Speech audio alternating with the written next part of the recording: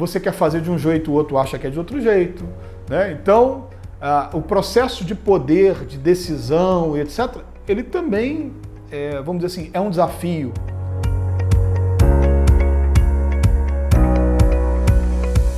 Bom, o desafio de uma gestão familiar, ele é grande porque ele acumula, vamos dizer assim, numa organização uma série de funções, né? Ele sobrepõe uma série de funções que são desafiadoras vistas isoladamente.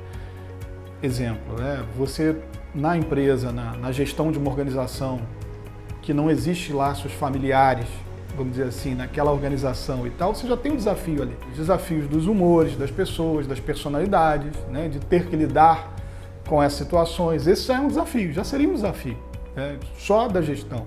Da questão de chefe, né? De organograma, de conflitos de poder, de lidar com poder e etc. Então, isso tudo, por exemplo, pensando num ambiente de gestão de uma empresa não familiar, né? De uma relação não familiar. Agora você imagina, uma empresa familiar, você tem essa relação, que é uma relação na gestão, ali pode ter uma relação hierárquica do ponto de vista do trabalho, né? O pai que é chefe do filho, um irmão que é chefe do irmão, ou se não é chefe é lateral, um vai cuidar de uma área, o outro vai cuidar da outra área. Então tem essa questão aí que se não tivesse uma relação familiar, você já tem um desafio natural. Às vezes a gente não gosta do nosso chefe, fica incomodado com alguma coisa, ou não gosta de um funcionário que é subordinado a nós, que trabalha na nossa área, ou tem uma dificuldade com um par nosso, um outro gestor, um outro líder da empresa. Então, vamos dizer assim, tem essa seara, essa dificuldade, esse desafio que já é existente numa empresa não familiar. Bom, além disso, muitas vezes a empresa familiar, você tem também a relação da sociedade, né? Então os irmãos que são sócios, o pai que é sócio do filho ou da esposa, ou o marido que é sócio da mulher, né?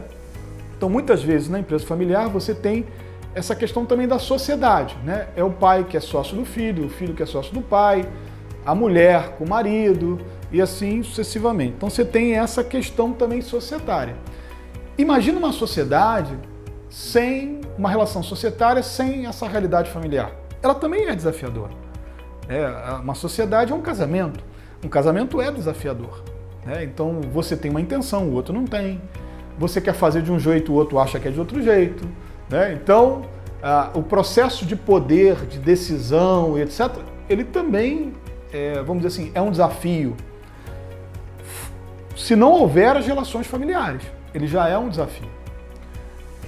E imagina agora uma família que não é sócia, que não tem...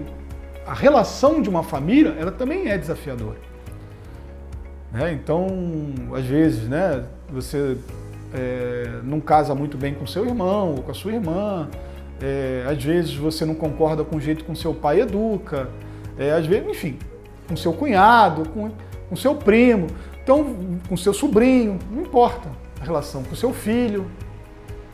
O comportamento do seu filho se incomoda, você fazia de um jeito diferente, aí você olha, não, quando eu lidava com meu pai eu não era assim, mas o meu filho não age assim comigo. Então, se você for pensar só a relação familiar, ela também é desafiadora. Agora você imagina, eu falei aqui que a relação na empresa entre gestores, pares, subordinados, ela é desafiadora. A relação numa sociedade, numa relação societária entre sócios, ela é desafiadora. E a relação numa família, ela é desafiadora. Agora você imagina que você juntou essas três coisas e botou num único lugar. Aí você pegou uma família, construiu uma relação societária com essa família, fez essa família fundar uma empresa e resolveram trabalhar juntos nessa empresa. Então você juntou essas três coisas que são desafiadoras e pôs tudo lá dentro. Meu amigo, é complicado. O negócio é complicado, tá? Então, assim, primeiro é a gente compreender isso, que é normal que essas questões elas sejam desafiadoras por si só, né? Pela própria natureza das relações. Você juntou três questões, uma sociedade, uma família e o trabalho, o dia a dia de um trabalho, e colocou essas três relações para estarem juntas numa organização. Aí você pergunta, mas como lidar com isso? Como, de uma certa forma, conseguir fazer com que isso possa produzir efeitos positivos para a organização, manter em bom nível as relações familiares, manter em bom nível as relações nos corredores da empresa, na gestão e etc. Eu acho que assim algumas questões, né, é importante que algumas questões sejam cuidadas.